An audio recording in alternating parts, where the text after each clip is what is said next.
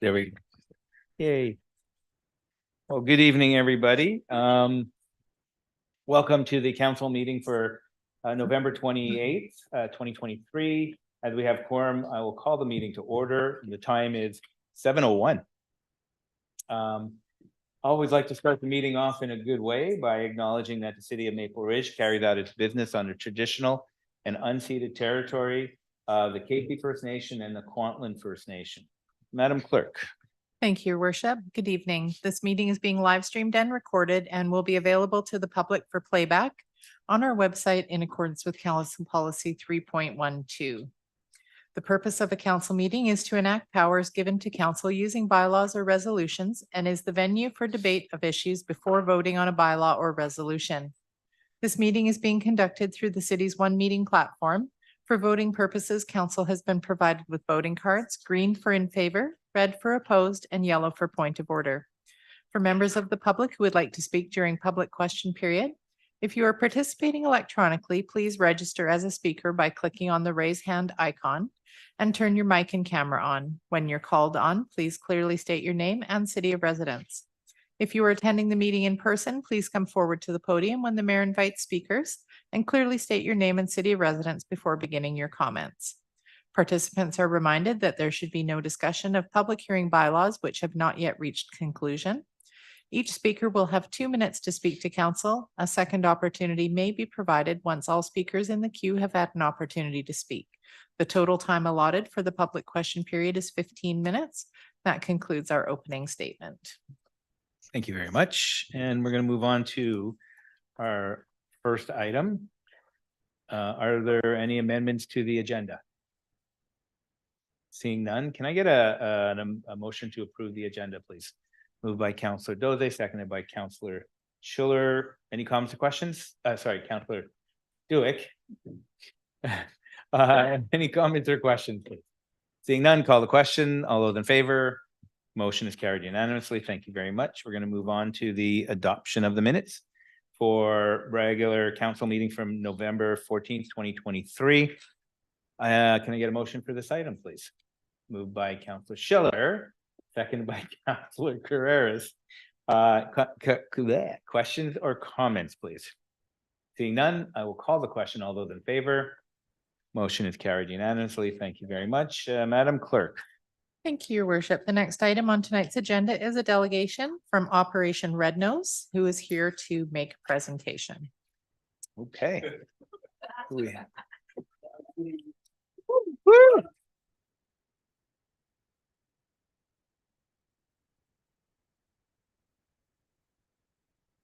Okay, watch your step.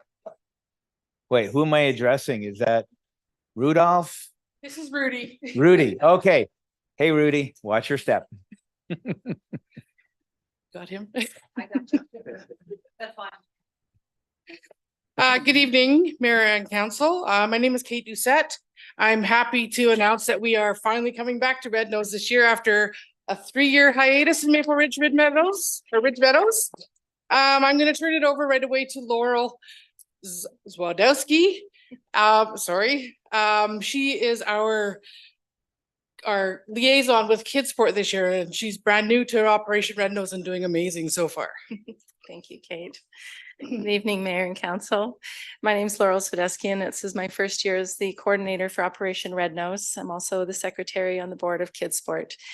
I'd like to just acknowledge my committee members that are here today from Operation Red Nose is Kate Doucette, who's our volunteer coordinator, and of course Rudy, and Kate Wuchek from ICBC, she's our rep, and of course Youssef. The Operation Red Nose Organization Committee works many long hours to make this campaign happen. 8 days does not happen overnight. What's the next slide? Okay, this is what you can anticipate to hear from us over the course of the presentation this evening. I'll provide an overview of the service, impact on the local community, and where the proceeds go.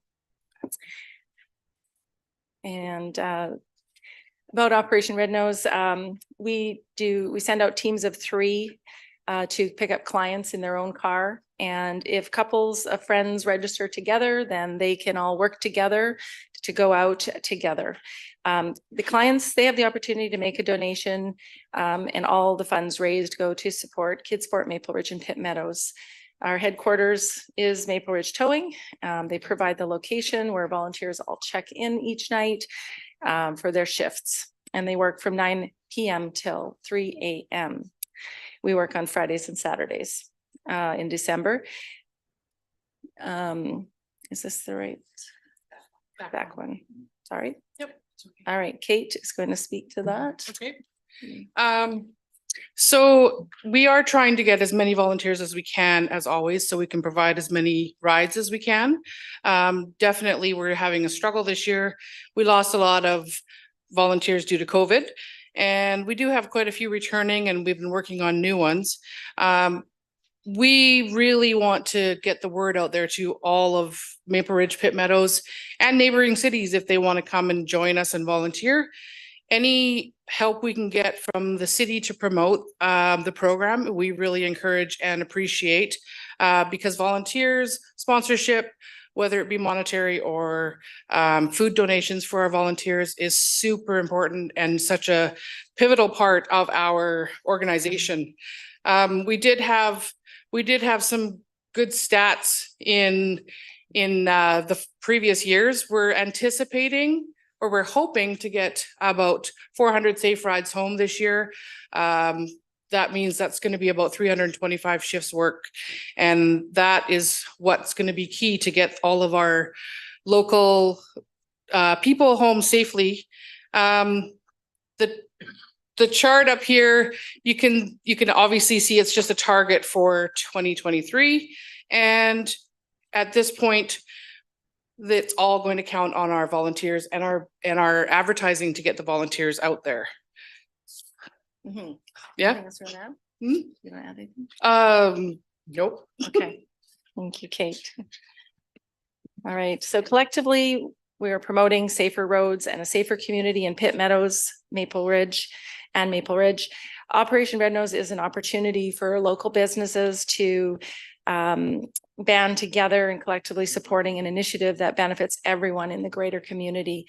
This slide reflects some of our past sponsors and many of our returning sponsors, like Westgate Flower Garden.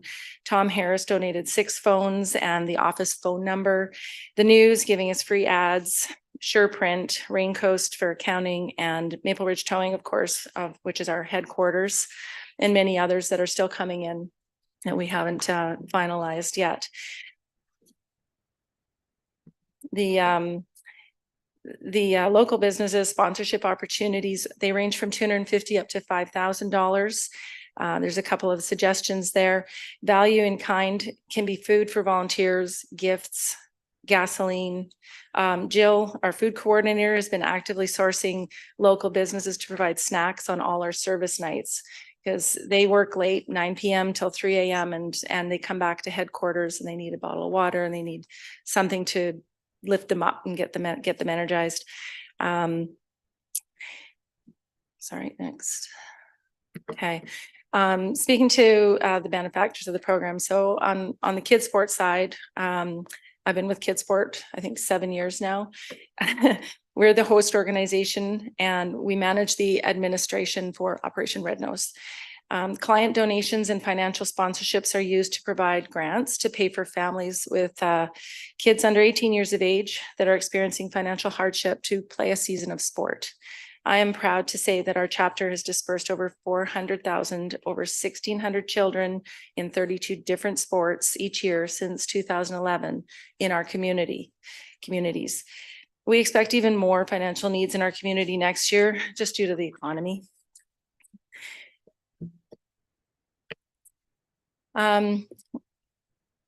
Citizens look to their local City of Maple Ridge municipal representatives and employees as leaders, ambassadors of what is good and what is right for this community. Supporting our initiative publicly will encourage members of the community to contribute. Employees of the City of Maple Ridge are a vast pool of potential volunteers. Through internal staff communications, the City of Maple Ridge can help us recruit city employees as volunteers for our campaign. Corinne House, Acting Deputy Corporate Officer, has been great in helping us get our messaging onto city digital signage boards.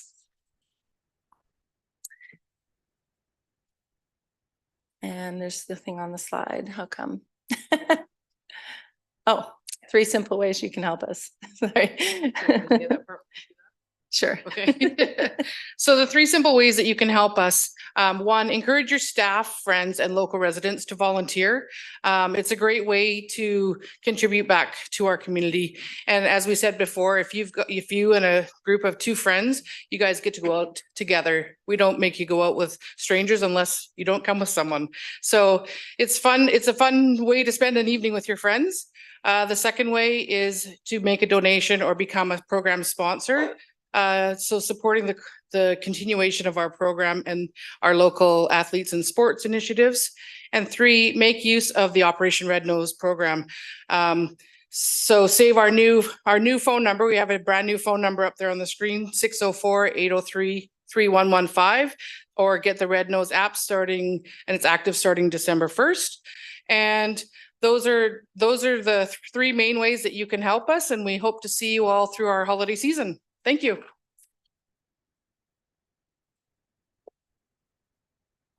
Thank you very much for your presentation.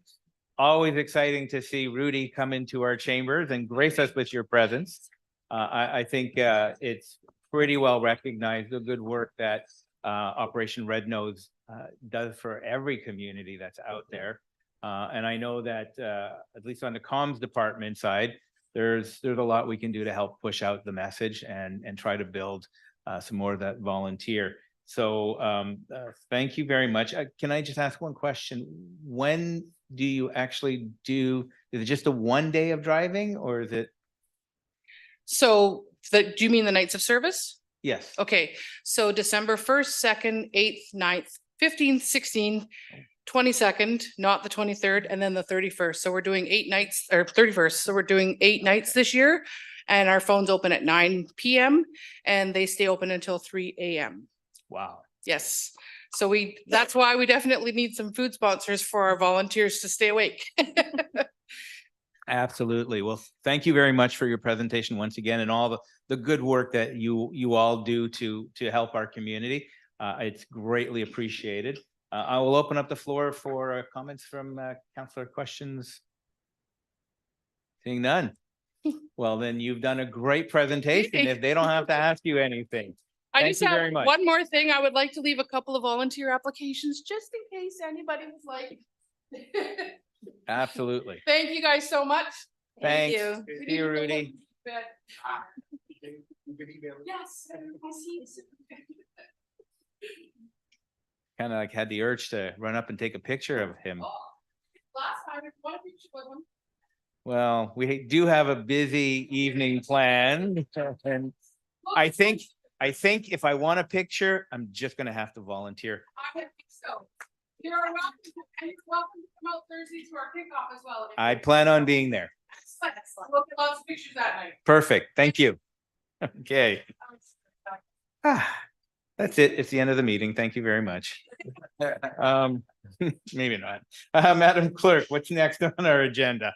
Thank you, Your Worship. The next item is a delegation from Wayne Biskey of Biskey Architecture to make a presentation on off-street parking bylaw review. Welcome, Mr. Biskey. You have up to 10 minutes. Okay, thank you. I'm sorry, I'm not completely familiar with this, so just push the button to start the presentation. Yes. Well, that's a hard act to follow. I asked my wife even at supper time, should I wear my costume or not? And she said, no, leave it at home. So that's too bad. I'm here mostly as a private citizen. Nobody else knows I'm here except my wife and of course my son Jared, who some of you know. You've spoken to him about parking. But this issue is significant enough that I felt it was important to come to council and share my opinion about it. I've been in practicing as an architect for 40 years, and I've been in Maple Ridge specifically for 33 years. And see if I get this going. Just which one do I? Oh, here we go. Yeah, and one of the things that I found over the last, well, over my whole course of my career is that parking is a major contributor to the housing crisis that we currently find ourselves in. And we are, I think all of you will acknowledge that we're in a housing crisis. Oops, sorry. Okay, I'm asked Jared to put grandchildren, not grandparents up there, but anyhow, these are my grandparents. The reason why I have them up there is that frankly, there is always to these issues regarding parking and housing and all the sorts of things. We're dealing with humans. We're dealing with people who have histories and the reason why I have my great grandparents up here is they were tenant farmers in Iceland. My grandfather drowned at 32 and my grandmother was left to come to Canada on her own with 3 little kids. The reason why is they were tenant farmers. She was not able to produce on the farm, wasn't able to keep her share of the bargain on keeping the rent up. And so she had to leave. She got kicked off the land. And at that time, fortunately, Canada was offering an opportunity for them to come. And when they came, she was able to resettle here and have a place in the sun like everybody wants, just like the young people today need. The reason that we came here 33 years ago was for work. And the reason why we were able to buy a home, my family and I, my wife and I, at the time, is because the council and the community at that time had created the environment for us to be able to do that. At the time, housing cost was about a ratio of maybe 1 to 3, maybe 1 to 4 at the most relative to family income. Now, as most of you know, it's around 8 to 10 times what family income is, and it's a huge number. Very, very difficult for people to get into the market. And again, one of those issues that causes that is the parking. And over the 40 years, I've been to probably close to 100 public hearings, most of them in this chamber, but also throughout Canada and also the Lower Mainland. But in those 40 years, people always, the first thing that they talk about is parking. They say parking and cars and traffic and that sort of thing. It's always it's a way of voicing their opinion about a development that's coming up. And almost invariably, the people who speak in front of you at this place are not the young people who don't have a home. It's people who already have a home. And they're the ones you're hearing all the time. You almost never hear about the young people or seniors or whoever who don't have a place in the sun, and they're trying to have one. And the only people who are advocating are, frankly, people like me and developers trying to get their housing projects out there and built. But parking, I find, is one of the typical tools that some of the people who don't want housing, don't want development, they use to try to argue, to lobby to keep development from happening. This is just an aside, but unfortunately, a lot of the decision makers who control these things are frankly in the business of land development or at least land ownership. They have housing as part of their portfolio, their economic portfolio. And like, for example, federally, there's 62 liberals and 54 conservatives who they have own investment properties. And even provincially, of course, 9 of 10 at BCMLAs own their home. So that leaves only 1 out of 10 that are renting. And more than half of them have a second home. So imagine, how can you, it's difficult when you have that kind of strength behind you to argue in favor of others who don't have the same thing, or at least relate to them and understand the issues that they're going for. I have always felt that homes or housing, the work that we do a lot of multifamily housing, and I never see it as a commodity for the developer. I always thinking of the end product, the people who are going to be in there, and their homes. Homes are much more significant than a line item on your financial portfolio. There are places where we have our families over, we read together, we tuck our kids in bed, we do most of our kissing in our homes, not in public. So it's very significant. And those are the deepest human relationships and experiences are inside a home. And everybody wants that. People want that. This is taken from, I think, 2 days ago. You can Google and find out, you can verify all these numbers. But generally, we find that for a 2-bedroom in Maple Ridge, it's about $3,000 a month. That's astounding. I just cannot believe that people are renting, spending that much of their income. And their average income in Maple Ridge is around, I think it's around 87 or something, 87,000 or something like that. So that's a significant bite into their, and they're paying off somebody else's mortgage. They're not paying off their own. So it leads to anxiety, anger, fear, despair. I mean, there's a lot of my kids are at the age where they have a lot of friends who are in this position, and it's just heartbreaking to see that happening. And the problem is that parking, what is wrong with the parking mandate is it increases costs, probably to the average cost of a new apartment is between it's about $65,000 to $75,000 for the price of an apartment. It goes towards paying for the parking itself. And if you're renting, it's about 20%, 25% of your rent goes towards paying towards the cost of parking. So it reduces affordability. It's frankly a very inefficient land use. All sorts of studies, you can do your own analysis, own research, but all sorts of studies show that we're way over providing parking. And as much as people's perception is otherwise, we just have too much parking relative to its use, especially in the downtown area. So parking mandates also encourage car dependency. So people, it's like if you build it, they will come. And then of course there's an environmental impact that I don't need to talk too much about. And then oftentimes it inhibits density and walkability. Maybe some of you aren't aware, but we have very terrible soils in Maple Ridge, so you can only go down so far in the ground. So 2 levels of underground parking is excruciatingly expensive. 3 levels is unheard of. I don't think we've ever done that. But we have very mushy soils here, so it's very difficult to go down. Many times we have to overweight the building so that it doesn't float away. The water table is very high, so it's very, very expensive to do an underground parking structure, more than 2 levels. Generally, we already, as I said, have excessive parking. This is just a quick analysis that we've done recently showing the amount of on-site parking that you see. This is just on-surface parking, not parking inside buildings or whatever, but in our downtown. So a huge amount. It also doesn't account for on-street parking. So this is a study that was done, regional parking study. The findings that I know my time is running short, so I'll try to be quick here.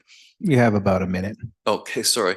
Rats, my glasses are not. For rental and strata buildings, the apartment supply exceeds, well, there you go. It's way beyond what we need. And we have about 42% more parking than we need throughout the Lower Mainland. Just another photo of, when I shop, this is right across the street. When I shop at Shoppers Dog Mart, not once have I ever not been able to park right in front of the door. There's always tons of parking. That's commercial. I know that. But it's the same thing with housing. In the building we're in, the parking lot downstairs is half full all the time. So what we're asking for is choose people over cars. Healthy city is affordable. We want to make sure we can get the baristas and the people who are shoveling our sidewalks and cutting our grass and so on. They need to have a place to live with their families. Parking reform is not something that you guys are doing or considering on your own. It's happening all over the world, in particular North America. But these are cities where they've eliminated parking. You have no requirement for minimum. They just let the market decide what the parking requirements are going to be on the site. So if you move in that direction, which we hope you do, you'll be joining you'll be at the forefront of what's happening in North America. So we're asking you to reduce the parking requirements for market in the downtown area to 0.5 stalls per unit. I'm going to be specific here. Reduce off-street parking requirements for market housing and Lougheed Transit Corridor 1 per unit. And then reduce the off-street parking requirements for market housing and small lots. Okay, that's very hard to do, to develop a 600 square foot site in town. But we do actually have some examples of properties where they've actually built two floors. The top floor is nothing there. They can't put anything in there because they can't get the parking on site. So we wasted all that airspace. They could have 2 apartments, two families living up there, but we don't have, in our bylaw, we don't allow that because they can't get the parking on site for those small ones. And they remove the cap on the number of parking stalls an application can vary. So that's, do not increase the number of parking stalls. Oh yeah, that's what, the other thing is, the requirement to, I've noticed you've asked to increase the size of parking. Unfortunately, like not everybody drives a truck. Why not just have a certain number to be that size and the rest to be the regular size? I don't understand why we have to have all of the parking stalls to accommodate trucks. It's just encouraging the use of more trucks. So anyhow,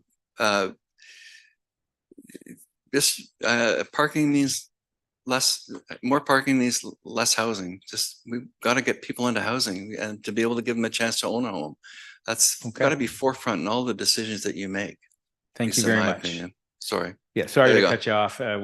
Gave you a couple extra minutes there.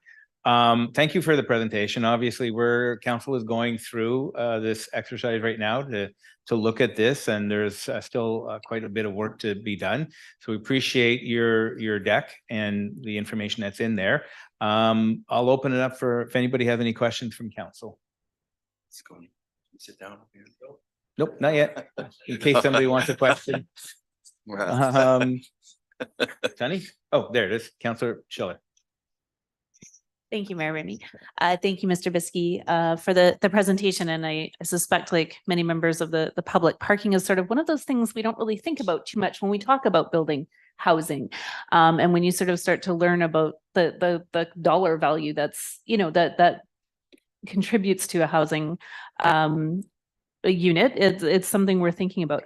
Can you just speak a little bit to how much the parking requirements impact design decisions when you're designing a building? Like, how significant of a factor is the parking? Well, thank you. That's a very good question. You always start with the parking. It's crazy. We'd like to start with, let's do this magnificent building and we'll, interesting form and character, but you always, the parking is so restrictive and so controlling of the design that you have to always start with parking. How can I get the parking on the site? And then once you've kind of got a handle, then you can start designing the building. But unfortunately, we always start with parking. Yeah, parking is really, I didn't go to school to, want to design parking lots, but that's unfortunately that kind of controls so much of it. So, yeah. Thank you. Yeah. And it's a huge amount, by the way. It's about, 400 square feet per parking stall. That's quite a bit. Okay. Seeing how there's no other comments or questions, thank you for taking the Thanks, yeah. time and sharing Thank this you. information with us. Greatly appreciated. Thank you. Thank you. Okay, Madam Clerk, off to the next agenda, next Thank item you. The on the next agenda. item on the agenda are the items listed on the consent agenda to be considered for approval in one motion, unless a member of council wishes to discuss an item and requests that it be excluded. Each item removed from the consent agenda will be debated and voted on separately by council. The agenda items are listed on the screens before you. Okay, can I get a motion to move the consent agenda? Moved by. Yeah. Did you want to pull something out? Okay, go ahead. Thank you, Mr. Mayor. I'd like to pull out the council expenses, please. Council expenses, okay. Any other items that anybody wishes to remove? Seeing none? Okay, then we're gonna go ahead with the 1, 2, 3 that are left. And can I get a motion for those 3 items, please? Moved by Councillor Carrera, seconded by Councillor Dewick. Any comments or questions on those ones? Seeing none, I'll call the question. All those in favor? Motion is carried unanimously, and now we'll go to, I believe it was 7.4, right? 7.4. Can I get a motion to move that item, please? Moved by Councillor Dewick, seconded by Councillor Carreras. Speakers, go ahead, Councillor Dewick. Thank you very much. I'll be brief. I just had a couple of questions. I noticed that it doesn't appear that all the expenses for example, UBCM is included in here. Some councillors have the expenses noted, some do not. There seems to be a discrepancy. And a minor thing, why did the portable electronic device charges, they're the same every month, but it appears in June it went up for some reason. So and that's with several people. So it's just clarification, please, sir. Thank you very much. Mr. Thompson? Thank you. So with respect to why the charges changed a little bit on the iPads and portable devices, I'll look into that and get back to council via email. The timing of the payments is typically when it hits the general ledger, so there may have been timing differences when the cost comes through. Okay, so we will see that, but it'll be on the next report. Exactly. Because I think like hotel charges weren't noted on some and the overall attendance by the mayor is not there either. So it's got to be somewhere because you did attend, right? Yes, and I was physically there. Yes, Yeah. I remember being there. Thank you. Thank you. Any further comments to that question, Mr. Thompson? No? Okay. Councilor Carrera.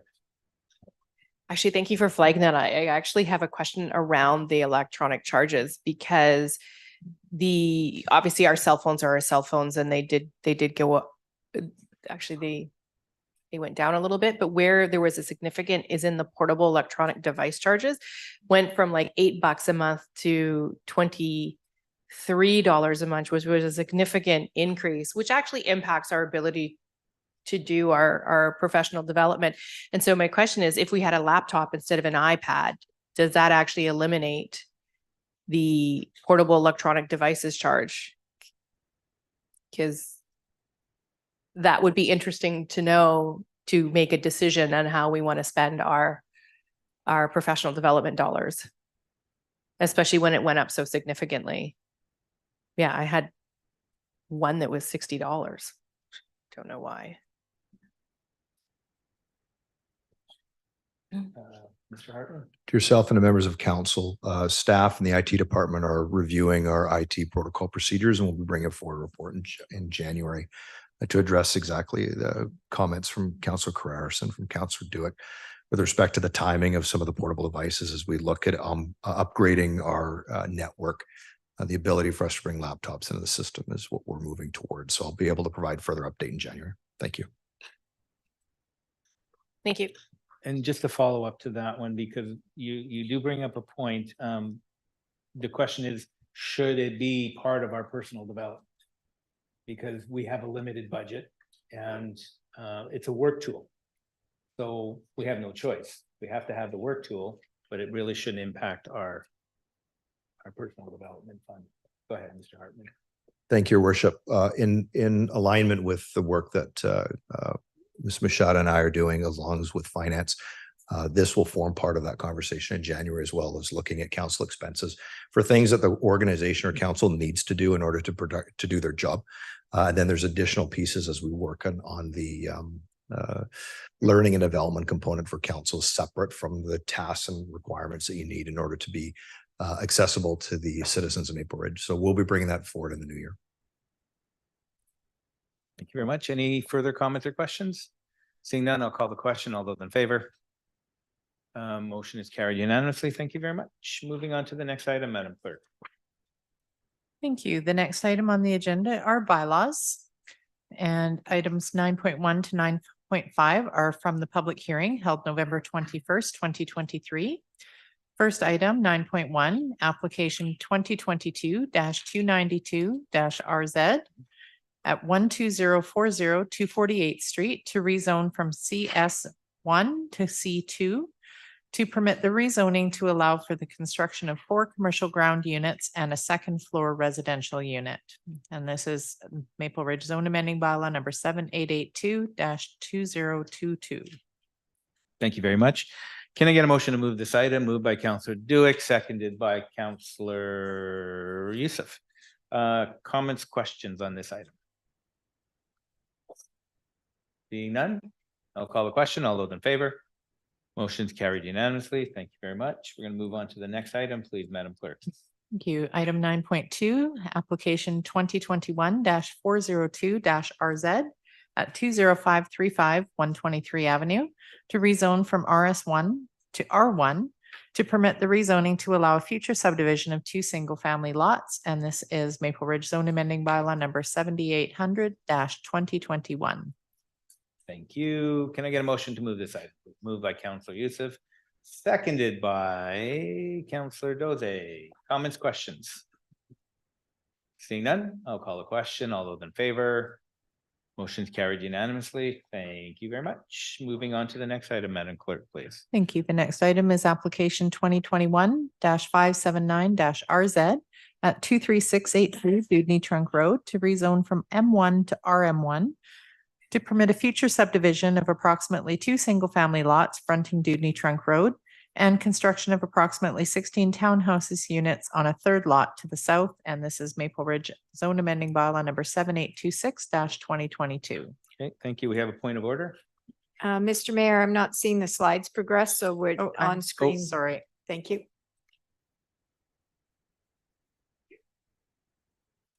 There we are. 9.3. Okay, can I get a motion to move the item? Councillor Duick, followed by Councillor Schiller. Questions? Okay, we're gonna go to speakers list. Councillor Youssef, followed by Councillor Schiller. Thank you, Mr. Chair. Not so much a question, but rather a comment. Having opposed this application since first reading during the last term, I will continue to do so.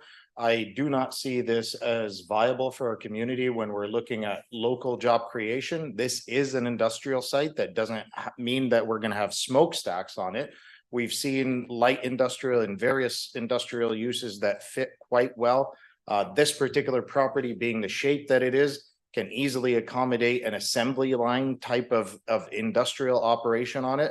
I don't see this as an addition to our community. I see it as possibly a spark that would also lead to the neighboring property transitioning from its current use, which is commercial, to residential.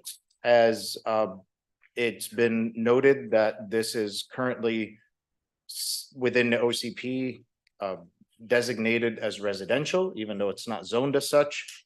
It is our role as decision makers in the seats that we are in today to make those decisions. And I look at the OCP as a living document that evolves and is meant to evolve. That's why we have site specific amendments as well as OCP amendments that we can decide on as a collective. So those are my comments. I would like to pose one question through the chair to staff. With the current zoning of the property, what uses would be allowed? Your worship, through to Councillor Youssef and council, the M1 zoning right now allows for light industrial, excluding industrial repair services and vehicle equipment repair. It excludes those two. Media production studios allowed and warehouse storage is allowed. Wonderful, thank you. So some of those uses are actually labor intensive and would create local jobs that we are struggling for. So again, Mr. Chair, I've opposed this application since its first reading and will continue to do so this evening. Thank you. Thank you very much. Councillor Schiller, please. Thank you, Mayor Remy, and thank you, Councillor Youssef, for providing, that perspective. I do see, there's talk about this being a car dependent area and there's a lot of residential without, employment and commercial available. For myself, having heard a lot of different perspectives around this, I've sort of gone back. I looked at the video of the first reading to just sort of better understand how we've gotten here. And while I do take your point about the need for employment, and I support it in a general sense, I believe that the land use decision for this particular property was made at first reading, and the proposal for residential does fit in with the OCP.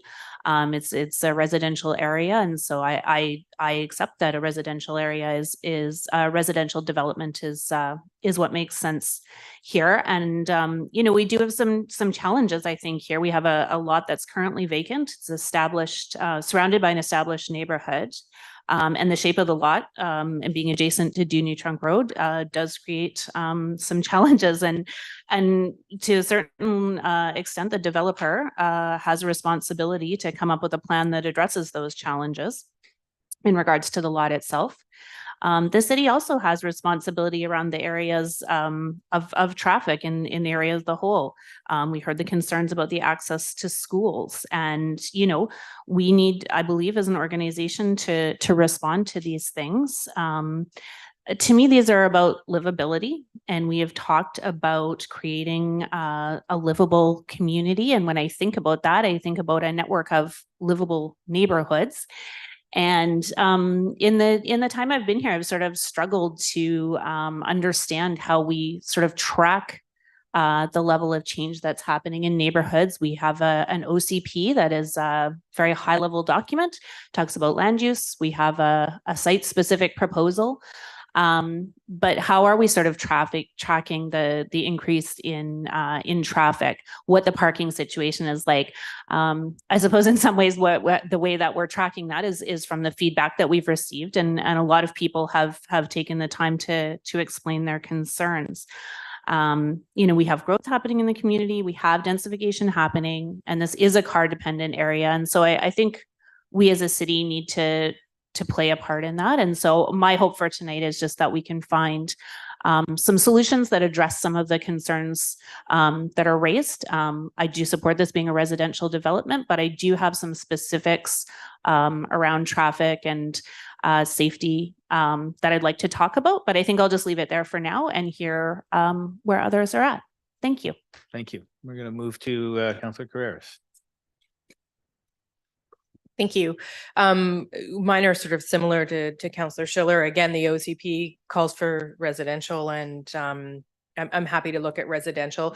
We did hear from the owner was it Committee of the Whole? Committee of the Whole, where he said, like, we can't use this space for industrial. And so we can either, look at, can we build housing there for the many, many folks who need housing, which we've talked about many, many times, or does it stay vacant because it can't get used the way it's currently zoned?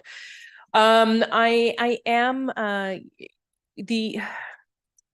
I think this is, again, sort of going off where Councillor Schiller is. I know that these are one-off developments that we have to look at, but how do they sort of fold into the fabric of the entire community? And I, we have heard quite a bit from the community, not only in the last couple of weeks, but I will say during the campaign, I spent a lot of time door knocking in that area.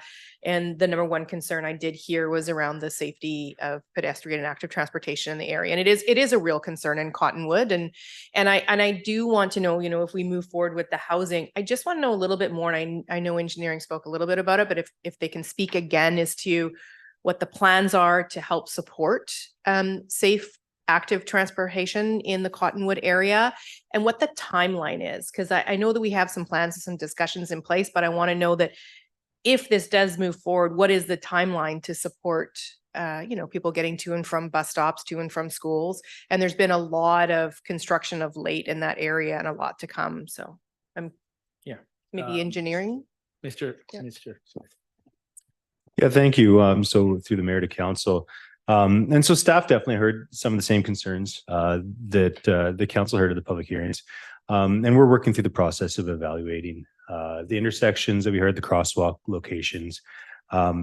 So given the number of trips that we're anticipating this application, the applications in front of us to generate, staff recommend these can be decoupled from those applications in front of you. This is an existing traffic concern, and we're working through it and working through solutions. We'll continue to assess these locations against the nationally endorsed criteria and take action as required. Now, specifically in regards to the active transportation connection, that was one of the connections that we identified in council's strategic plan, and one of the action items on our OKRs, or our strategies going forward to support the council's strategic plan. And we identify establishing that connection within that 5-year time frame. There's a number of different components to establish active transportation through here to 240th Street. But we'd anticipate those works to get initiated into design in the next year or two, and then complete within the 5-year window. Okay, thank you. And there's just two other things I want to quickly address. I know that the schools did come up quite a bit, and yes, all of our schools in the east are very, very full. And I just want to say to the community, council doesn't look after the schools. It's between the province and the school district, and the school district does have a very detailed strategic facilities plan. But as council, we do have the ability to support the school district in their advocacy. And we did do that in September, just most recently at UBCM, not only meeting with the Minister of Education, but also with senior staff, ADM level, with the Ministry of Education to help amplify the school district's voices around the need for more I'm not going to say schools because there's ways that you can expand seating in schools without it being a brand new school. So we do, I take that to heart, and it is a way that we always look for ways to support the school district in that. And then the only other thing I want to say on this is I support the idea and the principles. I'm not entirely sure that I'm 100% happy with where we've landed on this one yet. And I'm going to hear to what others have to say, but I would look to see some further work on this one would be my comment at this point. Thank you. Thank you very much, Councillor Duick, followed by Councillor Tan. Thank you, Mr. Mayor. I'm going to echo the comments of Councillor Schiller and Councillor Carreras. The challenge is, lots of concerns around safety. So thank you to staff for recognizing that, that is something that needs to be looked at in the overall area. For me, it's not about whether housing should go here or not. Housing should go here.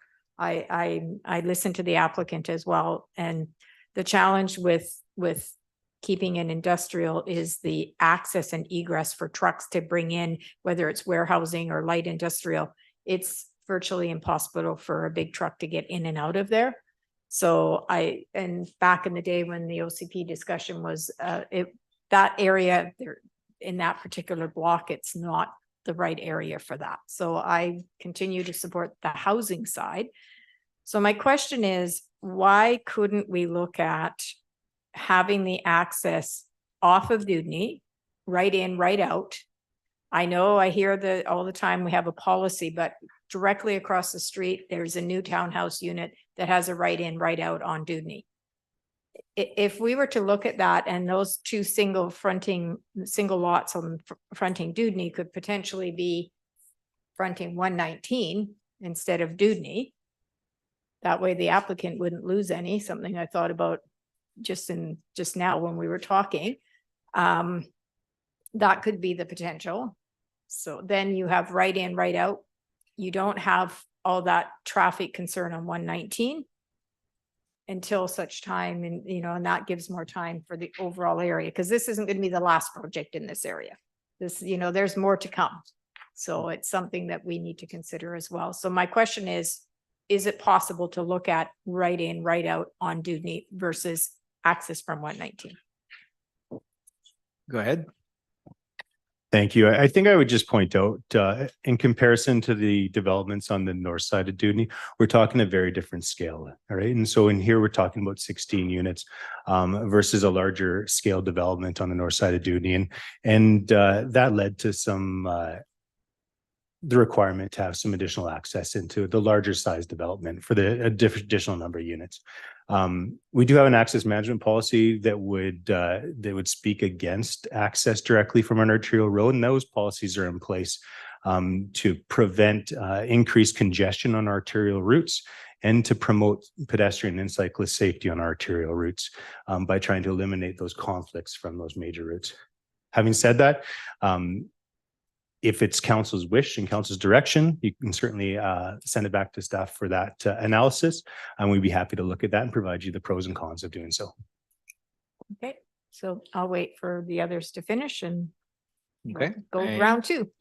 Thank you very much, Councillor Tan. Thank you, Mayor. And thank you for this discussion. I think it's I think for the first one, I think just in terms of the use of the land, I think ideally we have a world where, I think unfortunately as council, my understanding is we have to kind of work with what we have here. And as we heard that this is not a land suitable for industrial. And so given that, we do have to look at land use for residential. So I'm going to put that aside. So if we focus on land use for residential, I think the three largest things I heard from residents is traffic, parking, and schools. No one has really said, no, we can't fit more folks in here. We don't want folks to have home here. It's really large, the traffic, parking, and school situation. My colleague has spoken about the schools piece that we don't have jurisdiction, but that doesn't mean we're not continuing to advocate for it because we hear that schools are a large concern. So the next two that we leave are traffic and parking. We have heard from a few of those residents about permit parking, for example. This issue comes up again and again in Maple Ridge where folks say, it doesn't matter that there's garage parking in new developments. It's just no one parks in there, and so it fills up the street. There's not enough room for folks to go around, for folks to walk, for folks to bike, and so maybe that's something, and thinking about proactive steps the city should take to address this issue. I would be interested in looking at something like permit parking to regulate that, because this is an issue experienced not only just by this neighborhood, but many other neighborhoods. The third thing about is the flow of traffic. And I, certainly appreciate like residents bringing their concerns to us and taking the valuable time to do that. And this is the process where we work with engineering and say, okay, what does that look like? Because I want to make sure that we acknowledge all of those safety concerns in the neighborhood as well, and coming in and out of duty. I know a lot of confidence that our staff are balancing the needs of the neighborhood along with folks coming in and out of duty, along with different types of traffic there. So as I respect, I want to say that I respect the process here, that we are going to work. I know that I'm confident that we are able to work diligently with public members of the public to assess the concerns, to look at best practices of engineering, traffic engineering that's been established across North America, and to go forward with standards that have been well established by practice and research. So that's that is my position on this. And I'm really grateful to residents for saying that they are happy to welcome new residents to their neighborhood. And as long as we do it in a way that is cognizant and follows safety standards, that they're happy to do that. So thank you, Mayor. Thank you very much. Any other further for the first round? Seeing none. Oh, Councilor Dode.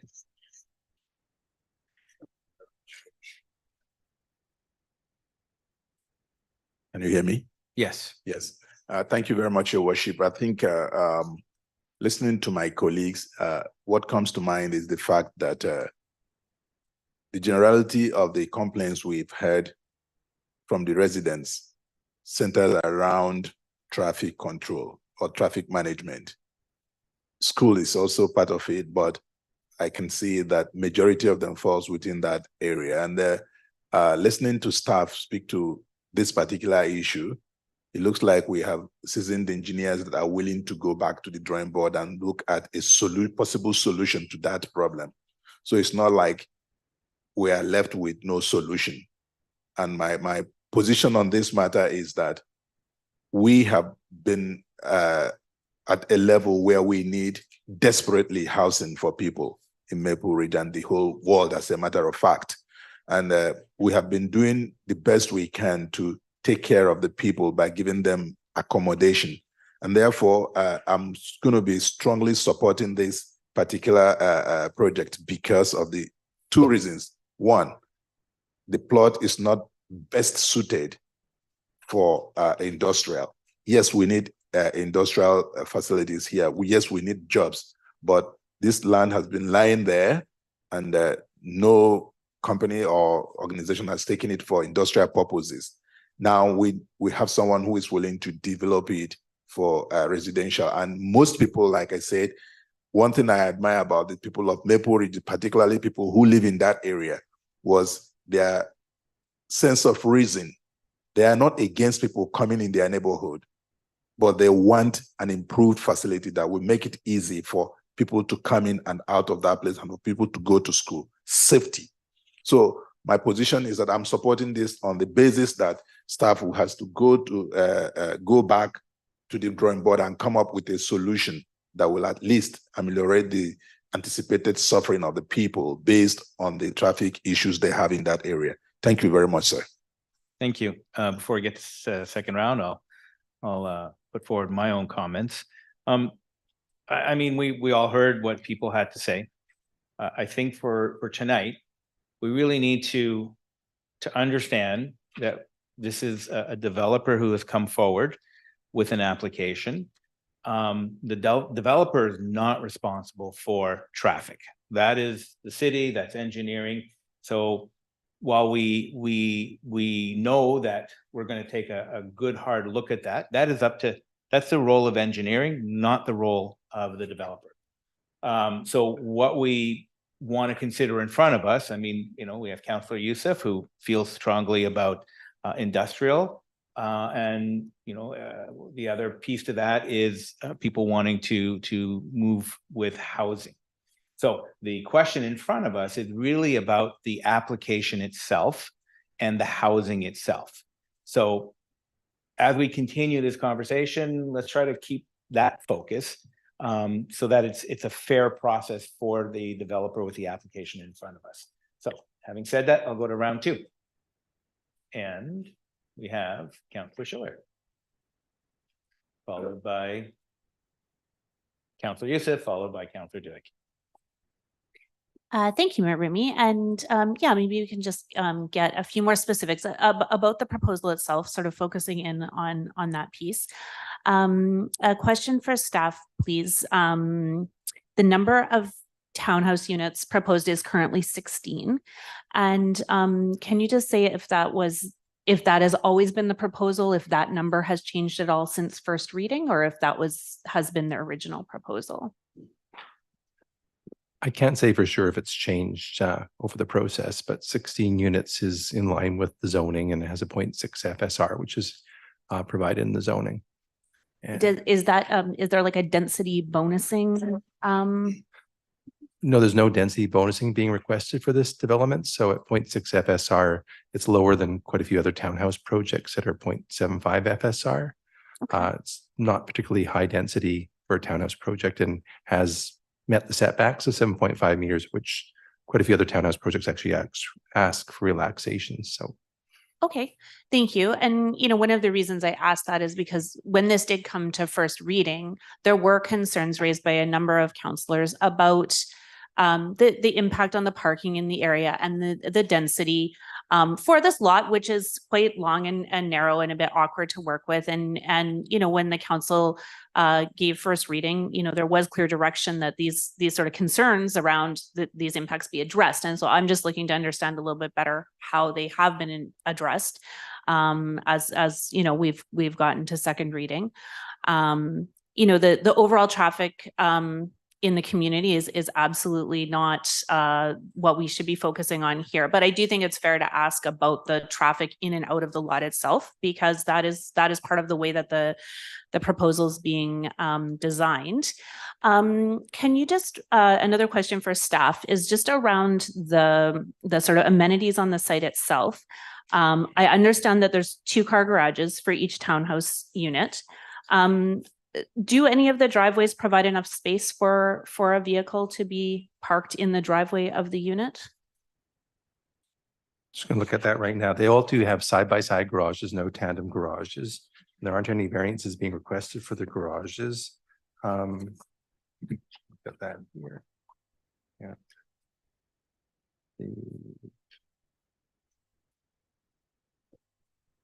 No, there wouldn't be extra space for full car spaces outside the garages, no.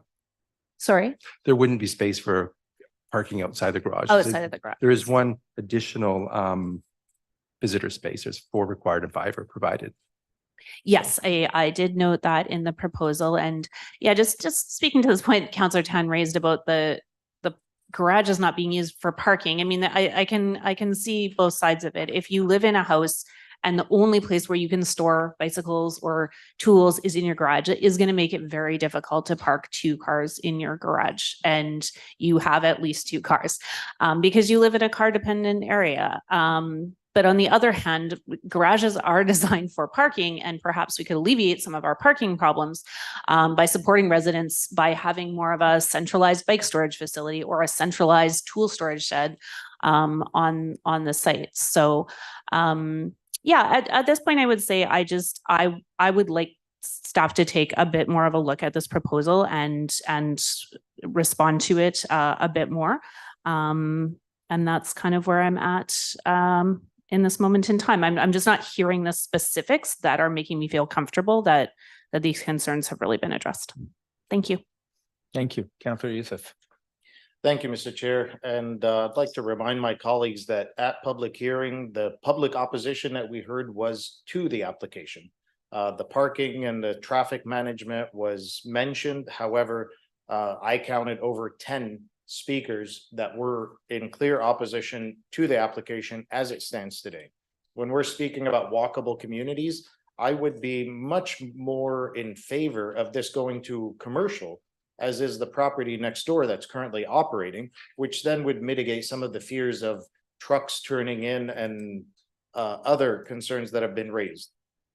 it would provide an employment node and an ability for the surrounding neighborhood, Cottonwood, and the area around it to be able to access shopping for groceries or other minor operations that would also bring in those entry level jobs for students from the high school just up the street to be able to get their feet into the workforce. So again, had this application come in to rezone for commercial, I would have been delighted to support it. However, just to shoehorn more housing in is not where I see this property going. And again, I don't want to see the property next door now seeing if this application is to be successful to do the same. We would be losing more jobs if that was to happen. Thank you, Mr. Chair.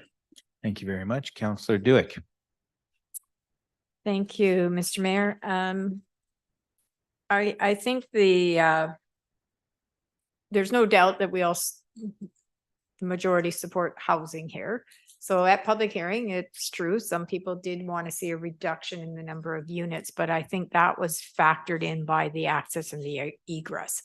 I think if it wasn't off of 119, I don't think the number would be a factor. Now, I don't know that for everybody, but I think the biggest challenge was the access and egress off of 119.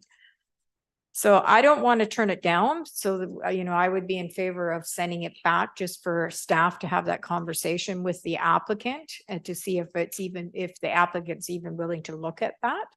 And also to see if there is the feasibility. I appreciate what Mr. Smith is saying. The one across the street is larger, but at the same time, it's larger. And the right in, right out it's pretty effective. Most time it's when you're turning left on a busy street that you get the issues. So, as I said, I don't want to turn it down. I don't want to delay it too much, but at the same time, I would like to get some more clarity on whether that's feasible or not, because that could eliminate a number of the concerns that were raised. So are you putting a motion forward? I don't know if anybody else wants to speak to it. So Okay. All right. We're going to hold that thought. Move to Councillor Chan. Thank you, Mayor. I just want to dive into the traffic weeds a bit. And I think the two concerns I heard the most about at public hearing were the pedestrian crosswalk request for pedestrian crosswalk. And the second traffic control measure was, as Councillor Duick noted, the access off of Dewdney Trunk or off of the side streets. Could I please ask staff through you, Mayor, to just talk about those two specific items and whether those have been studied? Sorry, just for clarification, two specific It items. says the question of why or why not access off of Dewdney, and the second was the pedestrian crosswalk request. Okay, so I'll let you go ahead, Mr. Smith. Thank you. Okay, so I'll add a bit to my response on the access off of Dewdney, because some of my helpful staff have reminded me some of the history on that application to the north side of the street. So the application on the north side of the street that has the right in, right out access originally was an orphan parcel that didn't have access to 237. So we permitted the right in, right out as a means to move forward with that development. Then subsequently, the lot to the west got purchased and also developed. And so now they have an access off of 237 street as well. And so that's how they ended up with the dual access as well, as well as to the size. But so that's the one piece. It wouldn't be staff's recommendation to access to Dewdney.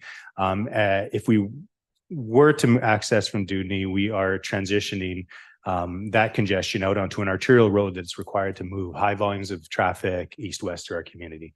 And so those are best try to minimize those access points and be concerned about setting precedents for future access to parcels along Dewdney Trunk Road. However, again, like I said before, if it's council's wish and direction, we can certainly take that direction. In regards to the pedestrian signal that's currently on Dewdney Trunk, we've heard loud and clear from the community about the concerns and the desire to update that to a full traffic signal. And I've been in discussion with our transportation staff since one of our prior public hearings. We have that slated for an assessment this year. And so depending on how that assessment turns out when we compare it back to the national guidelines. If there is the warrant to move that to that location to a full traffic signal, then we'll move that forward to council and capital planning and move that project forward. There were a number of other crosswalk improvements that we heard as being important, as well as sidewalk connections to connect into some of the crosswalks. Those are on our radar as well. We have staff out assessing those locations as well. There is a history of traffic calming application within the neighborhood about 2 years ago, and staff did move that forward as well within the neighborhood, but it didn't meet the required support, and so it failed. But we'd be happy to open that back up again, given the future development plans within the neighborhood, and see if we can move something forward that can support our residents in the area as well. Thank you, staff. And that was helpful. So I think from my understanding, we're sort of working two things. We don't necessarily want to delay a housing application more than necessary, but we also want to be respectful to our residents' concerns. My understanding here from just through the response of staff is that we are able to do both of these things because the full upgrade to a light on Dewdney Trunk for pedestrian is currently being looked at. And I understand that's separate from the application.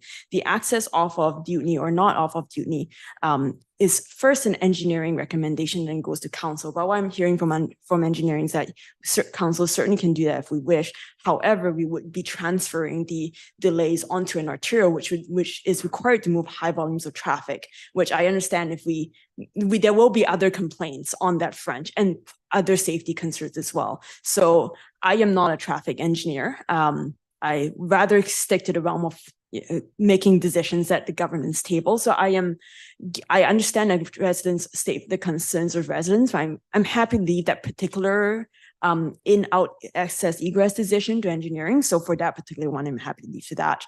The other thing I think we've heard in terms of specific traffic requests from managing within the neighborhood from residents, I understand the sidewalk connections, which are currently being looked at. There's been a history of traffic calming assessments that one of which didn't garner full support, but doesn't mean that can be reopened and re-looked at, perhaps because in the light of additional development in this new neighborhood. So I think what I'm hearing is that we are really hearing concerns on residents. There are avenues, those are currently being looked at, and doesn't necessarily stop this application from moving forward. So they're both proceeding at the same time and they're moving in parallel. So because of that, Mayor, I'm happy to support this application moving forward tonight. Thank you.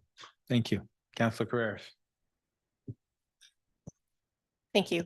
I still struggle with this one. I don't want to have to vote no because I think that there's a lot of very good things in this, but I would like to see I'm with Councillor Duick on this, that I would like to see a little more work done by staff on this. We heard from engineering that they could come back to us with a report about pros and cons and a proper report for us to assess.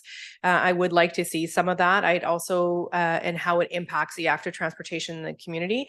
I also recognize that parking is an issue. I know we heard about earlier, but we're not there yet. And parking is an issue. Our kids need cars to go to post-secondary because they can't transit from here. So even if you use your garage for 2 cars because you can't transit to work from where we live, and it's going to be a while still, if you have a kid going to university, it's a 3rd car, there's nowhere to park. And so I'm wondering if there is a way, and again, I don't know if it's feasible to look at different use of how it's laid out, but I'd like to know if there is. I really like the idea from Councillor Schiller, if there's some shared resources so people can use their garages more for garages. And so I would like staff to go back and just see if there's any way we can rework this a little bit better.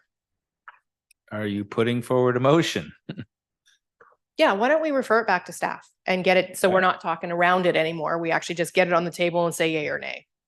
Okay, so you're moving the motion. Can I do I have a seconder for that motion? Moved by Councillor Schiller.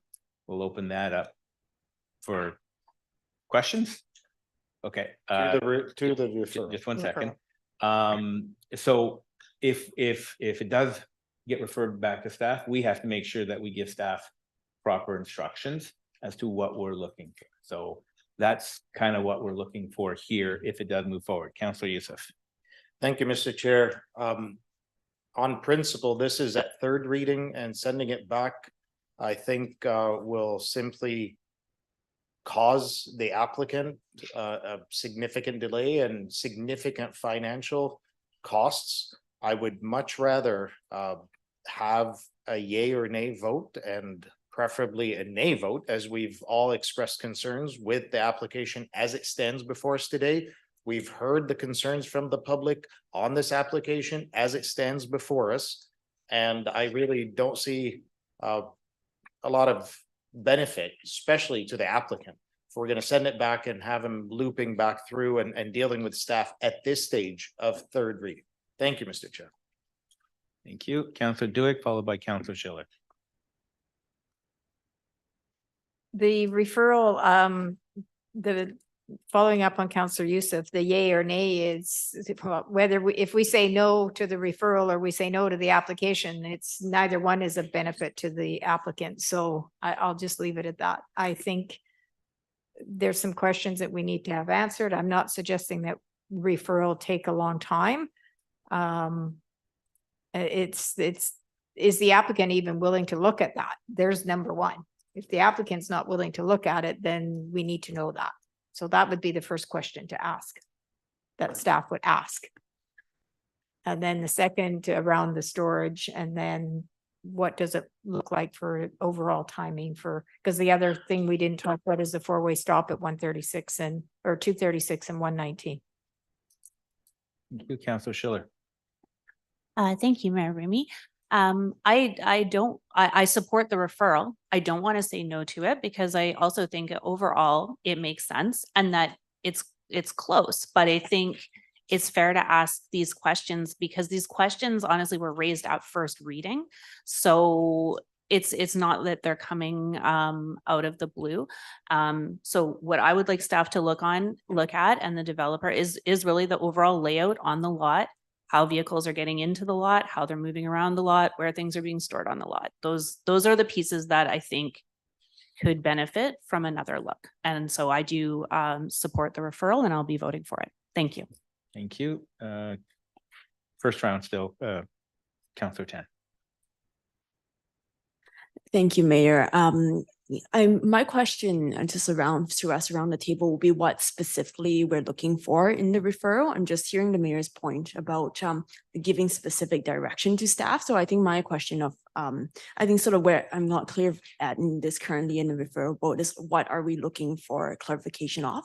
I'm hearing from Councillor Duick there was the four-way stop at 236 and 119 Avenue, and I want to make sure I give some more time to engineering to address that.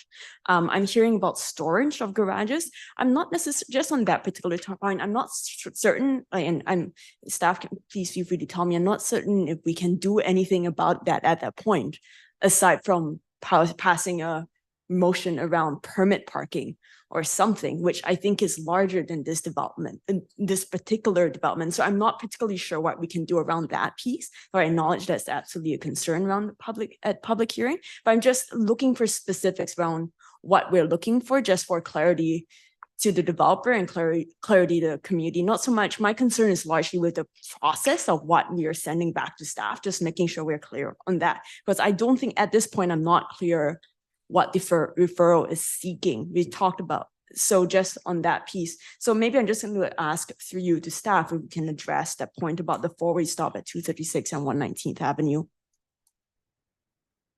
Go ahead, Mr. Smith.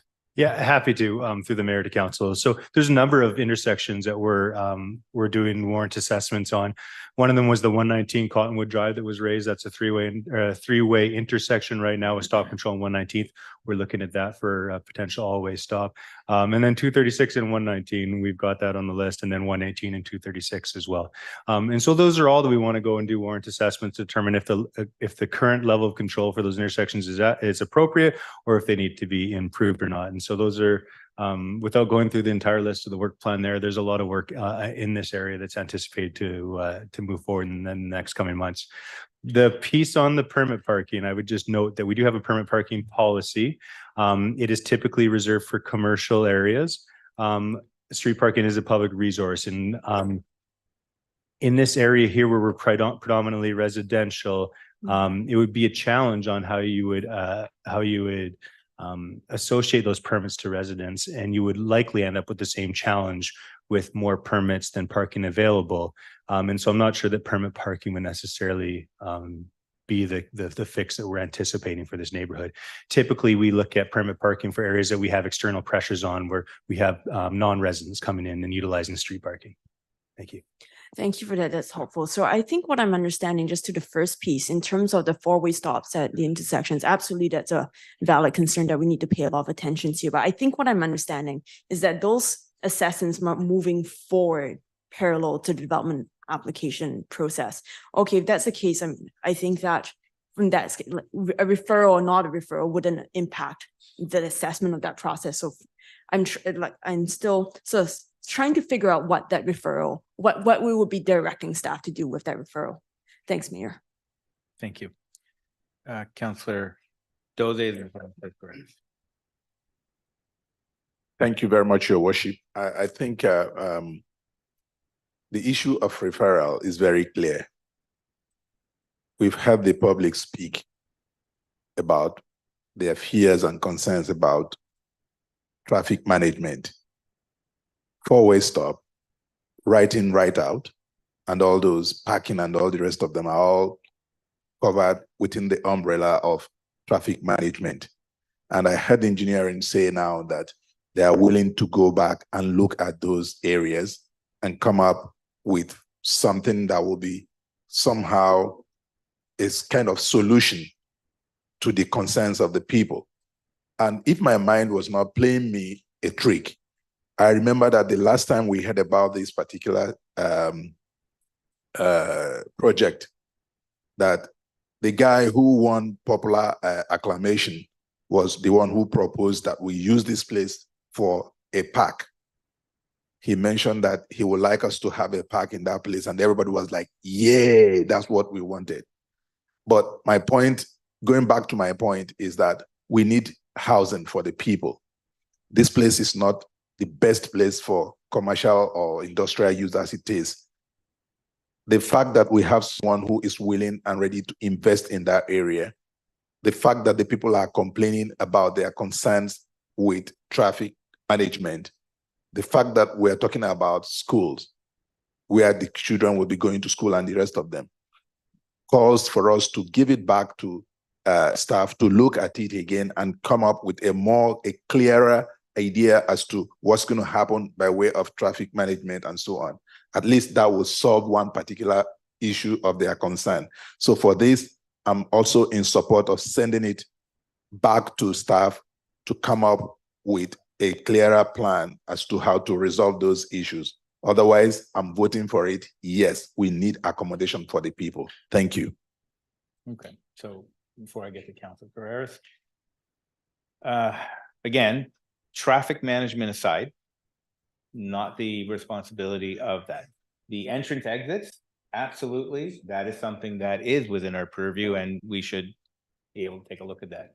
The one thing nobody has brought up is that while there was a lot of comment about the project itself, the one thing we heard time and time again was 16 down to 12 is the densification was an issue. So that is something that we haven't talked about. And if it did go back to referral, that is something that needs to be brought up, because that is one thing that was a common theme throughout the whole thing. I'm going to stop right there. Councilor Carreras, go ahead.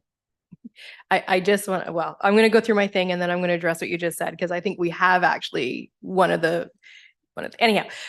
So first of all, I would say at third reading to send it back with a significant change of land use would be unfair. At this point, we're not sending it back with significant land use changes. We're sending it back to say, this is what we heard from the community that lives in this development, and they have some concerns. We want to make sure, for me, I want to make sure that I'm doing my due diligence to just say, staff, can you just take another look at this to make sure that what we're hearing from the community actually reflects what is happening on the ground. So I don't think that is unfair at third reading to send back to staff. And quite honestly, what is the point of a public hearing if we're going to say, well, after the public hearing, it's too late to actually take into account what you said? So I just wanted to address the third reading. We're not changing land use here really, from what we've done from first to committee of the whole and second. It's just saying this is what we heard. Can we take another look into that? When you ask the question around what is it we're actually sending back to staff, I think we've heard some real key issues around the table. One is, can you just, and I know we heard from engineering that they can put together a report for us. And I actually, as I said, when I made the referral, I would like to see that report. I'm not an engineer, but I would like to see that report to see what the pros and cons are in an actual report, not just because you've been asked a question. And I think the other referral is actually what you spoke about around the density is around how do we use that property for the best use for the community? If we're hearing that parking is an issue, and it is a reality of where we live, and maybe it'll change when we get our BRT eventually. But I think that in the time being, do we need to relook at how the layout of that particular lot looks at so we can bring more people onto the property and less people parking on the streets, because it is a real challenge and frustration. And you don't have Dewdney, like other areas that are tucked further into a community, they can park on a lot of the side streets, but this one's on Dewdney where there is no parking. So for me, I think it is around the in out, and it is around, can you just take a look and reuse? And then if it comes back saying, no, we can't feasibly do it this way, then it's a different decision for me. Then I can look at it and go, hey, we've asked the question, can it be reworked at? So that's why I'd like to put it back to staff to just say that I've done my due diligence to say, hey, can you just do another check-in on this? So that's all I wanted to say. Okay. It was just really those two pieces, the land use piece of where things are and the traffic. Thank you. Thank you. Okay, I don't see any more comments or questions, so I'll call the question on the referral back to staff. All those in favor? We have 1, 2, 3, 4, 5, 4, 2 against. The motion to refer is passed. Thank you. Very informative debate. And again, as I always say, that's what democracy is all about. I appreciate everybody respectfully putting forward their opinions. Thank you. We're going to move on to the next item, Madam Clerk.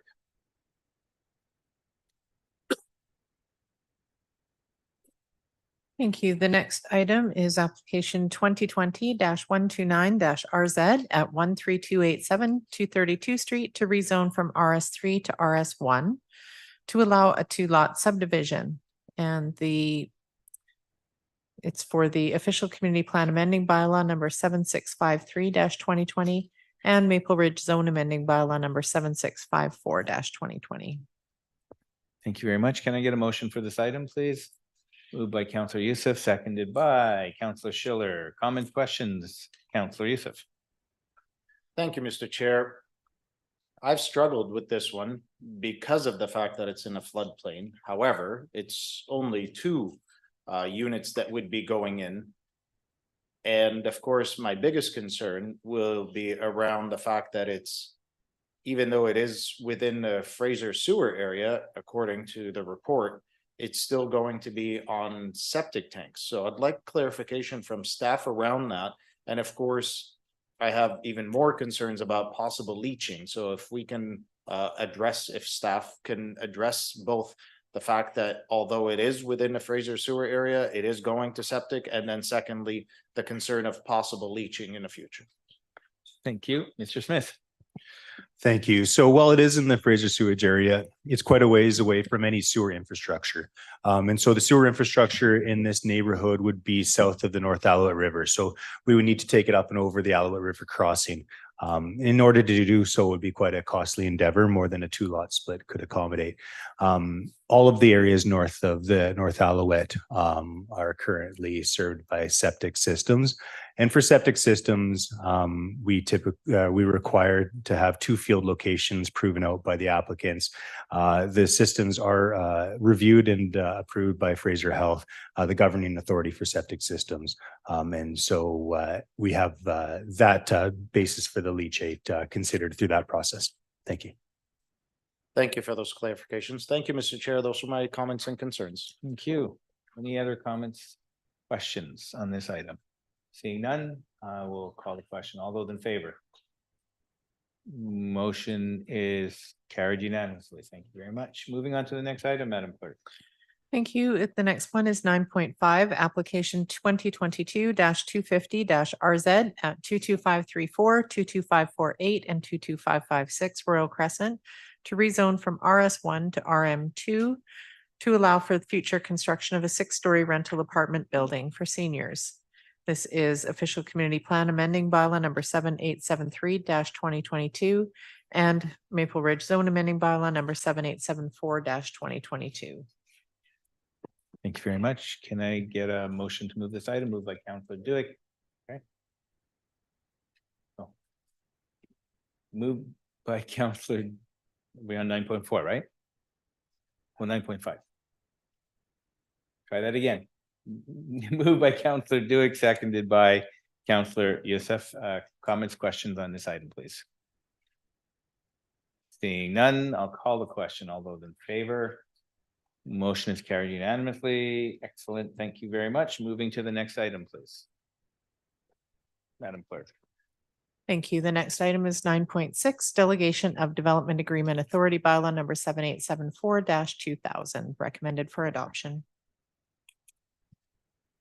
Can I get a motion for this item, please? 9.6, Councillor Youssef, followed by Councillor Doze. Comments, questions? Seeing none, I will call the question. All those in favor? Motion is carried unanimously. Thank you very much. Moving on to the next item, Madam Clerk.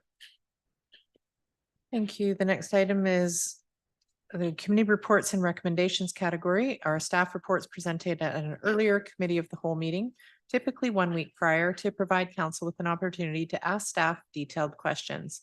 The items are now before the regular council meeting for debate and vote.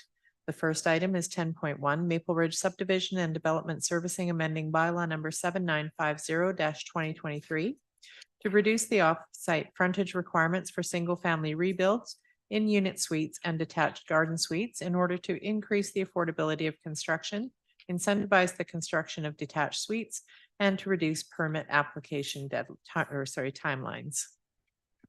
Thank you very much. Can I get a motion for this item, please? Moved by Councillor Duick, seconded by Councillor Schiller. Comments or questions? Seeing none. All those in favor? Motion is carried unanimously. Excellent. Thank you very much. Moving on to the next item, Madam Clerk.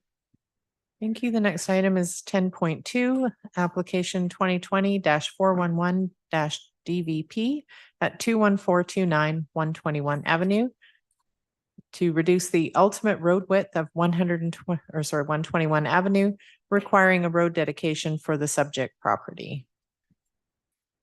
Thank you very much. Can I get a motion to move this? Moved by Councillor Duick, seconded by Councillor Carreras. Comments, questions? Seeing none, I will call the question. All those in favor?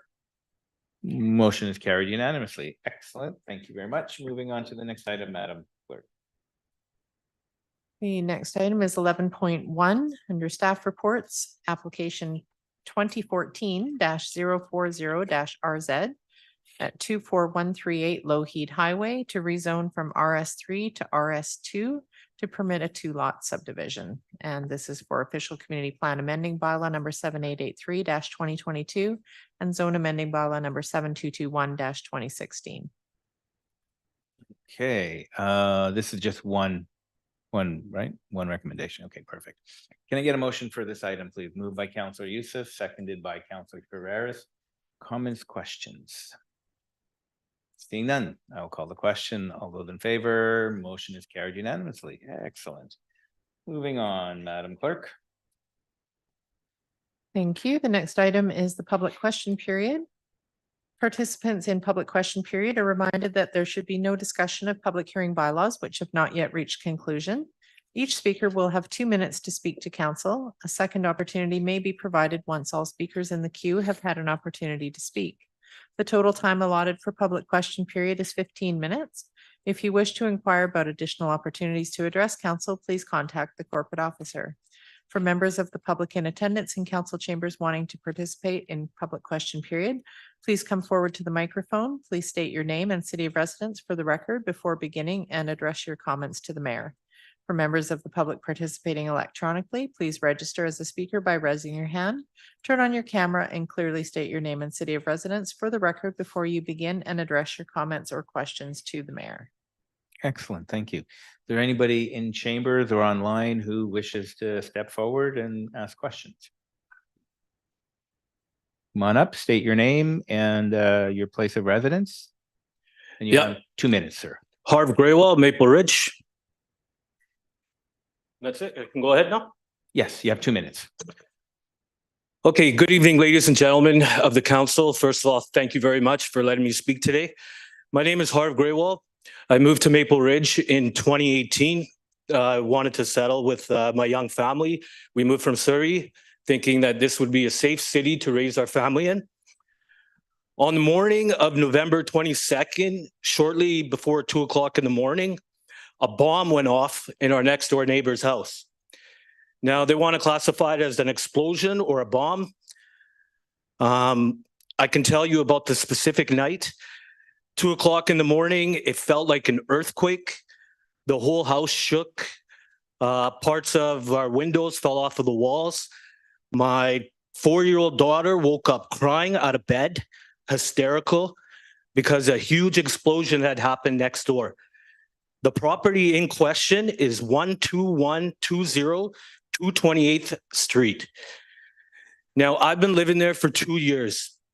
In 2 years, we have endured police always there, screaming at night, drug dealers coming, crying, baggies on the ground, garbage I have to pick up from the neighbor, fights, and it's turned into a local junkyard. Even if you go today on your way out, please, I advise you to drive down 228th and take a look at this house. 6 months ago, the fugitive apprehension team, I opened my door, I walked outside. There was 2 people dressed up and camouflaged with big guns out telling me to get back inside the house. They didn't let me know. They treated me as if I was the victim. That's what we did. We went inside the house. We watched as this team loaded tear gas in each single one of the windows. Now, each single one of those windows was boarded up 3 days later. To my wife and I, relief, we thought, good riddance, nobody will be allowed back into this house because every single one of the doors have been boarded up. 4 days later, they're back. And the situation deteriorates every time. Before, when I moved in there was people, drug users who wanted to get help. And how do I know that? When you need to look out for your own security, you keep an eye out on your neighbors. So there would be services that would come to the house, laundry services. There would be people from whatever programs there are coming to get people from that house food to do their grocery shopping.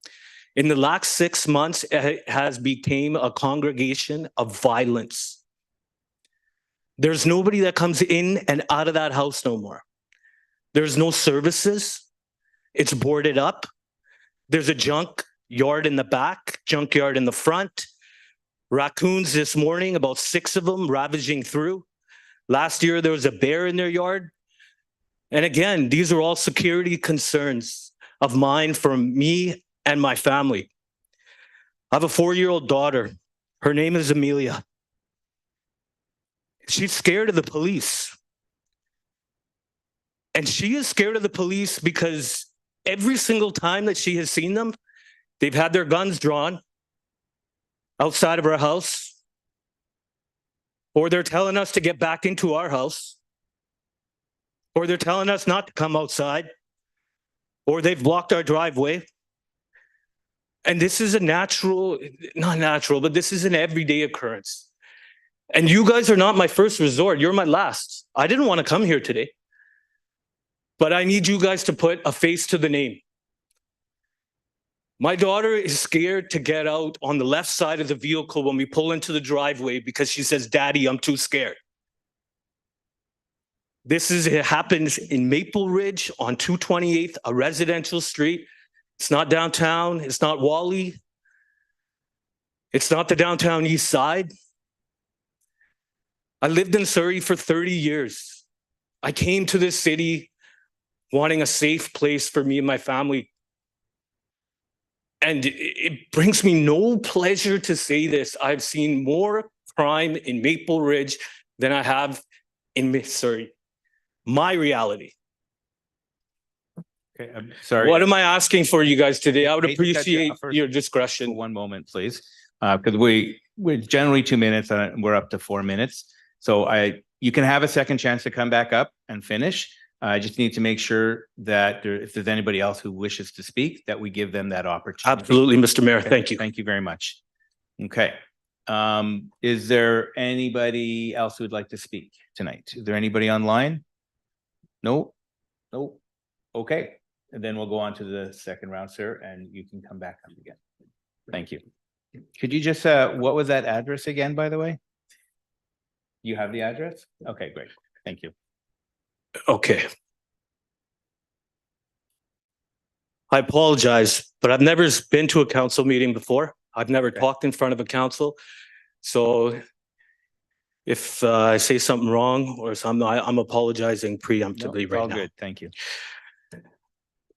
What am I asking for from the city, from the council? I'm asking for you guys to somehow, some way condemn this place until it's up to par for anybody to live in. Okay, there is a multitude of bylaws or fire, first responders can't get in. If there's a fire, nobody can get out of that house. You know, it's a plea for help. I mean, our sense of security is gone. We have special rules in the house for answering doors because we don't know when somebody with mental health issues or is high on drugs. It's happened 3 times already before.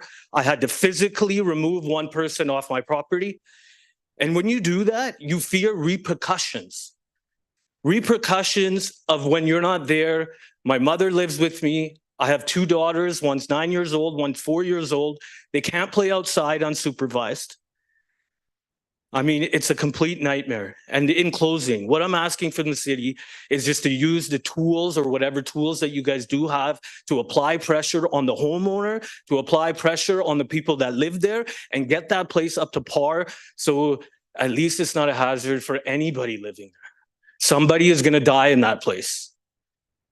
I know those are harsh words, but that's the truth and that's the reality. I see it every day. Thank you very much for listening to me. I really do appreciate it. Thank you. If you have any questions for me, I'd love to answer them. I think we have a lot of the information already that you've passed on. I just want to acknowledge, the challenge it is that you're facing, and I don't think anybody ever wants to be in that situation. So I do appreciate you taking the time to come down and to share your story with us. I think it's important that we hear what you have to say. So, yeah. So if you can just leave your information with our clerks on the side there. Again, as you say, we're the last course. Obviously the police these are challenges that are faced everywhere. But if there's something that we can do to look at that, then that's something that we'll do our best to be able to do that. Thank you. Thank you. Okay. Thank you. Okay. Anybody else wishes to speak? Seeing none, then we'll go on to the next item, Madam Clerk. Yes, next item is mayor and council verbal reports. Okay. Speakers. Councillor Schiller. Thank you, Mayor Remy. Couple of meetings that I've attended recently. One was the board meeting of the Fraser Valley Regional Library. We're looking at the budget for next year, and we had an interesting discussion around the growing demand and popularity of ebooks and audiobooks, and we can all understand why. And of course, the library always works very hard to provide our residents with what they're looking for. But even though there's no actual physical book involved, the costs for libraries are actually much higher than for traditional books, because where there's discounts for libraries to buy traditional actual books, those discounts don't exist yet for these newer forms of technology. So that was just something that I wasn't aware of before. And the libraries, as an association are working to get some changes made to that, so that, we know that demand is not changing anytime soon. And I just also wanted to report on the Mayor's Task Force on Climate Action. This group is meeting regularly, and we've had the opportunity to learn a lot about and discuss building codes and retrofits. And it's really exciting to learn about projects that we could bring here to Maple Ridge to be more ready for climate change. And we're working to get some recommendations to be brought forward to council very soon. Thank you. Thank you very much. Councillor Youssef. Thank you, Mr. Chair. On November 18th, I attended the Repair Cafe at the library, and I'd like to highlight that there was a record number of volunteers present that day that were fixing and repairing all kinds of things. The number was up to 37. And the success of that Repair Cafe has been one that's been touted throughout the Lower Mainland, and many other municipalities are copying it. So I just want to give them that recognition for all the work that they do, especially the volunteers that go in there and really do a lot of things that I wouldn't be able to do, to say the least. On the 22nd, the Friends in Need Food Bank Board met, and reporting on that meeting, Mr. Chair, the perishable food program has upped the human consumption from 50% recovery from the foods that come through to 62%. So that is wonderful news that we're diverting much more food from what would end up otherwise in the landfill to human consumption. Unfortunately, though, there is an increasing need for service. Just over the last month, we've seen 112 new registrations. On a daily basis, the food bank is servicing approximately 120 clients. That is testament to how good a work they do. Unfortunately, there are more and more families that are in need. So I put the call out to the community to support the Friends in Need Food Bank. And kudos to Superstore, if I may, for their exceptional support that they've been offering as of late. They're one of the newcomers to the Friends in Need Food Bank, as in stores that provide the foods, and they've been phenomenal. Speaking to volunteers again, Mr. Chair, just want to tip my hat to our local volunteers. They are known to be phenomenal. This month, we had in Maple Ridge 697 volunteer hours, 218 in Pitt Meadows, and 440 hours of volunteering at the perishable food program. On November 4th, I attended the Men's Shed, and there was also a record number of members present there, 27, and they had the craft sale the next day at the Haney Winter Market. And that next day, November 25th, was the first day of the second annual Thomas Haney Craft Fair. It was delightful to see so many young entrepreneurs from the school as well as local businesses there. And it was their first year back, I believe, after COVID, and it was all organized by the students, the entire thing from top to bottom. I had a chat with the vice principal there, and it was truly impressive what they've pulled off. So I wanted to mention that and tip my hat to them. On the same evening was the North Fraser Therapeutic Riding Association fundraiser, another wonderful organization that we have here in our community that's predominantly based on the volunteer hours that are put in, and the work that they do is heartwarming. And I was lucky enough to be able to drag my missus out that evening, and it was a good thing because now she's going to volunteer our entire family. I'm told I'll be shoveling in the barn. And lastly, that same evening, Mr. Chair, I had the wonderful honor of joining my colleague, Mr. Dozy, at the Ridge Meadows Multicultural Society Christmas party. Although it was brief, I did unfortunately have another engagement to run through, but it was a full room and it was packed, and that again speaks to the support that we have here in the community. Lastly, Mr. Chair, again, I'd like to reiterate the words that we heard earlier from the Operation Red Nose. As a board member at Kidsport, it's our first year back and we're struggling for volunteers. So please, please, please, if you have the opportunity, do volunteer, come out. It's oodles and oodles of fun, late night fun as well. And of course, it's for an absolutely great cause. There's nothing better than making sure that our fellow community members are getting home safe at the end of the day in their own vehicle. So thank you for that, Mr. Chair, and I'll close. Thank you very much, Councillor Guerreros. Sorry, did you have your? You're next. Okay, perfect. Awesome. I just wanted to let you know that we did have an ACT Arts Council committee meeting last night. And this is the first council meeting of the new board. So it was kind of lovely to meet all the new faces, and it was in person, which we all really appreciate. And I just want to congratulate Sharon Sandhu, who is the new president of the ACT Arts Council. Loretta Griffin Ferris is the new vice president, and Christine Abercrombie is the new treasurer, and Sarah Thompson is the secretary. And also, as many of you, I'm sure someone will talk about it, or we heard about it, this Saturday is the big do for Maple Ridge. And the ACT Arts Center actually is a great partner in that, and they have lots of activities for the family if you want to show up early and check out what they've got going on.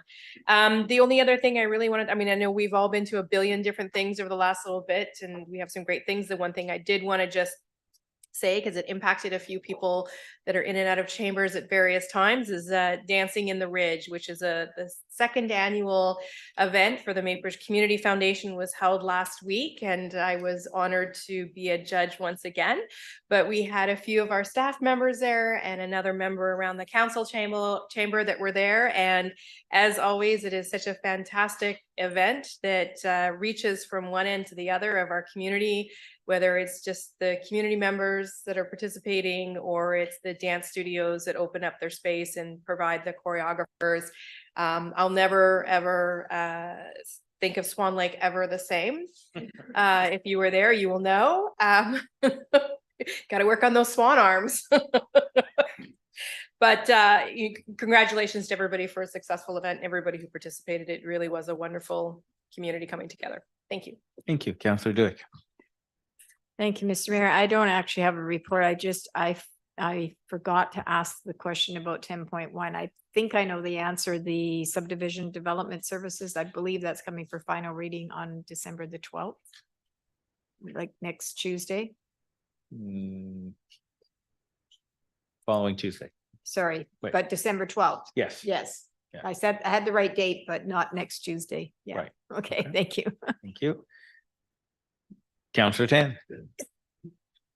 Thank you, Mayor. I'm going to keep mine real short, but I just wanted to say that I had a wonderful pleasure of attending Something Rotten, the production at Garibaldi Secondary by the Integrated Arts Academy. And I was absolutely blown away. I stepped in there, it was great, and it just got better.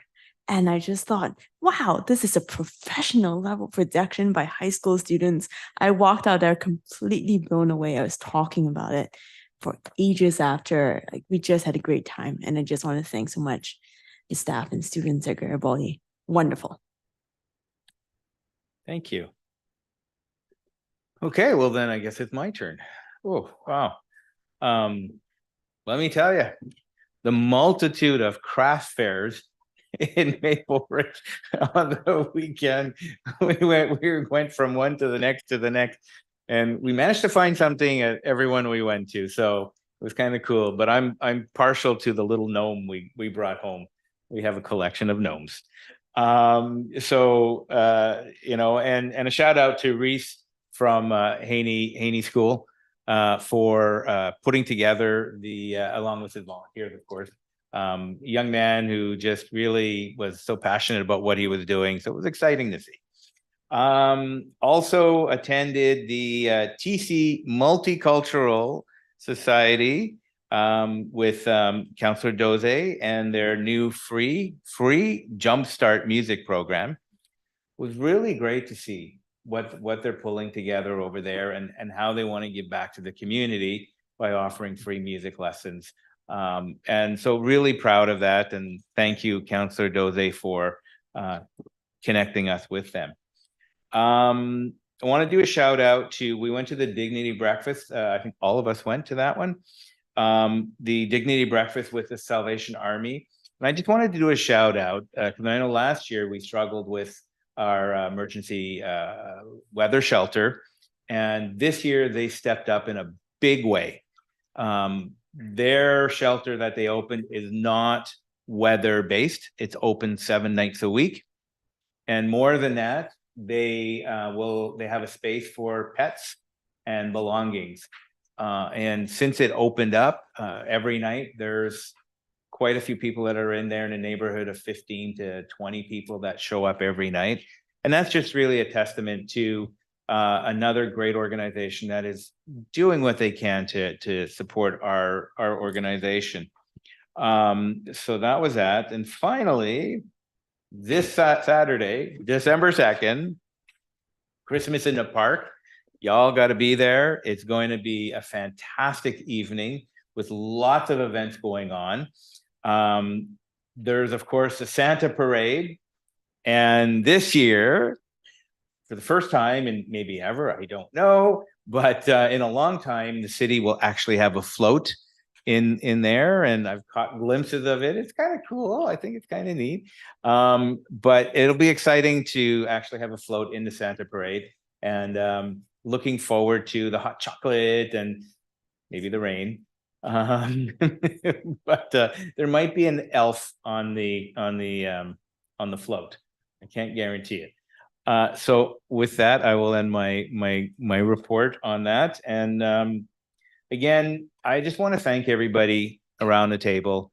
You know, sometimes we have conversations that aren't always easy, and you know, we seem to be able to talk it through and come to a general consensus of the issues of the day, while respecting each other's voices. So I want to thank you, each and every one of you, for your work and your collaboration on that. Greatly appreciated. That's all that I have to say. Madam Clerk, what's next on the agenda? Adjournment. Adjournment. Seeing as how we have no further business,